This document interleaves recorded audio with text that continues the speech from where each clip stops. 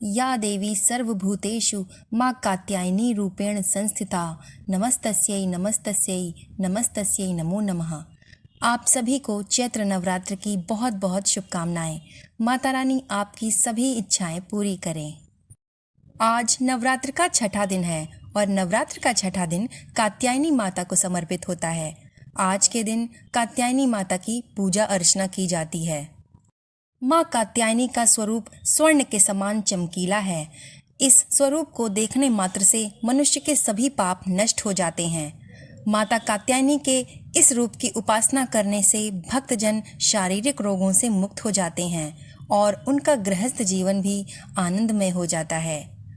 पुराणों के अनुसार माँ कात्यायनी का ध्यान करने से राहु दोष से भी छुटकारा मिल जाता है। माता की सवारी सिंह है। माता की 4 भुजाएं हैं, जिसमें एक भुजा में वो तलवार लिए हुए हैं, दूसरी भुजा में कमल का पुष्प धारण किए हैं। इनकी दाहिनी भुजा वर मुद्रा और अभय मुद्रा में है। हिंदू धर्म के अनुसार नवरात्र के छठे दिन देवी कात्यायनी की पूजा का महत्व होता है। देवी शक्ति, साहस और ज्ञान का प्रतीक हैं। जो भक्तजन इनकी पूजा अर्चना करते हैं वे सर्व गुणों से संपन्न हो जाते हैं।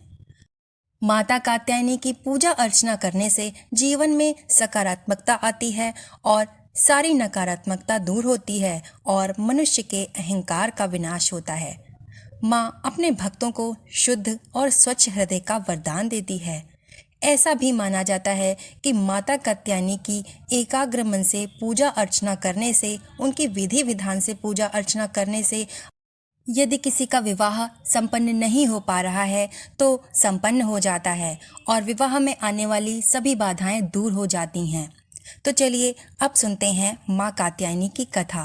कथा सुनने से पहले अगर आप हमारे चैनल पर नए हैं तो प्लीज़ हमारा चैनल सब्सक्राइब कर लीजिए और हमें कमेंट में जय माता की ज़रूर लिखिएगा। हमारे चैनल पर आजकल नवरात्र में माता के सभी 9 रूपों की कथाएं और दुर्गा सप्तशती के सभी अध्याय सुनाए जाते हैं। अगर आपने अभी तक नहीं सुने हैं तो अवश्य सुने। कथा के अनुसार ऐसा माना जाता है कि ऋषि कात्यायन के घर माता का जन्म हुआ, इसीलिए उनका नाम कात्यायनी पड़ा। ऋषि कात्यायन माता के अनन्य भक्त थे। वो माता की उपासना करते थे, उनकी पूजा करते थे और वो माता को अपनी पुत्री के रूप में प्राप्त करना चाहते थे।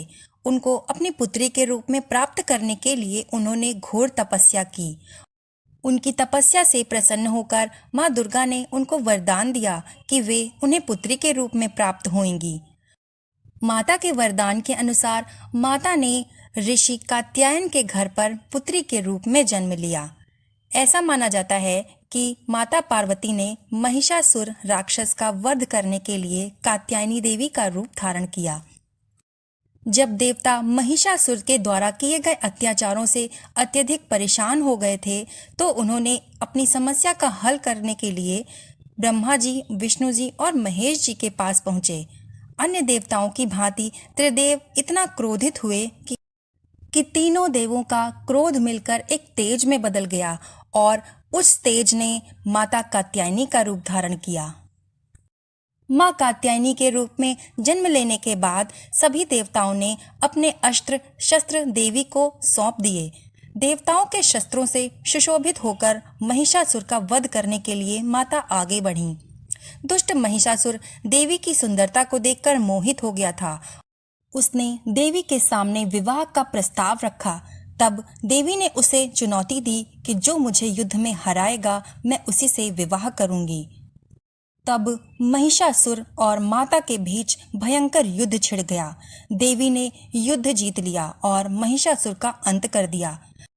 देवी के द्वारा महिषासुर का वध होने के बाद सभी देवता प्रसन्न हो गए। वो प्रसन्नता के मारे नाचने लगे, गंधर्व गान करने लगी। वो सभी माता कात्यायनी देवी को नमन करने लगे और उन्हें धन्यवाद भी करने लगे। तब से उन्हें महिषासुर मर्दिनी भी कहा जाने लगा। माता कात्यायनी का स्वरूप बहुत ही सुंदर और सरल है। उनको प्रसन्न करना बहुत ही आसान है।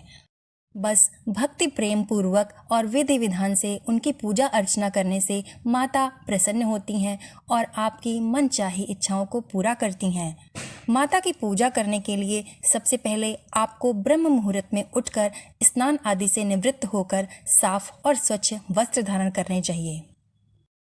इसके बाद सूर्य देव को अर्घ्य देना चाहिए। इसके बाद पूजा के स्थान को गंगा जल से पवित्र करना चाहिए। साथ ही माता की मूर्ति या फिर तस्वीर को गंगा जल से पवित्र करके उसे साफ कपड़े से शुद्ध करना चाहिए। इसके बाद आपने जिस कलश की स्थापना की है उस पर गंगा जल व जल अर्पित करना चाहिए। इसके बाद भगवान गणेश जी का आह्वान करना चाहिए और उनकी पूजा करनी चाहिए, क्योंकि सर्वप्रथम हमें गणेश जी की पूजा करनी चाहिए। इसके बाद माता को लाल चुनरी व श्रृंगार का सामान अर्पित करें। आप जो लाल चुनरी और श्रृंगार का सामान अर्पित कर रही हैं, आपको उसे किसी भी महिला को दान में देना चाहिए। वो महिला विवाहित होनी चाहिए। इसके बाद माता को कुमकुम लगाएं और कलश को भी कुमकुम लगाएं। इसके बाद आप माता को पीले रंग के पुष्प और नैवेद्य अर्पित करें। आज के दिन केले का भोग लगाएं और माँ को शहद का भोग अवश्य लगाएं। 2 लौंग के जोड़े और बताशे का भोग लगाएं। इसके बाद माता की कथा पढ़ें या सुनें और दुर्गा सप्तशती का पाठ अगर आप करते हैं तो उसका कोई भी अध्याय पढ़ें और सुनें। इसके बाद माता की आरती, उनका मंत्र, उनकी स्तुति करें। इसके बाद क्षमा याचना करके माता की पूजा का समापन करें। इसके बाद शाम के वक्त भी आपको माता के सामने घी का दीपक जलाना चाहिए और शाम के समय कलश को भी जल अर्पित करना चाहिए। यदि संभव हो सके तो माता की कथा को शाम को भी पढ़ना या सुनना चाहिए। तो ये थी आज की कथा। अगली कथा अगले वीडियो में सुनाई जाएगी। इसके अलावा सप्तशती का 12वां और 13वां अध्याय भी अगले वीडियो में सुनाया जाएगा। आप हमारी वीडियो कहाँ से देख रहे हैं हमें ज़रूर बताइएगा। हमारे वीडियो पे कमेंट करने के लिए सुषमा स्वराज जी का बहुत बहुत धन्यवाद। हमारे वीडियो को लास्ट तक देखने के लिए आपका धन्यवाद। आपका दिन शुभ हो। जय माता दी।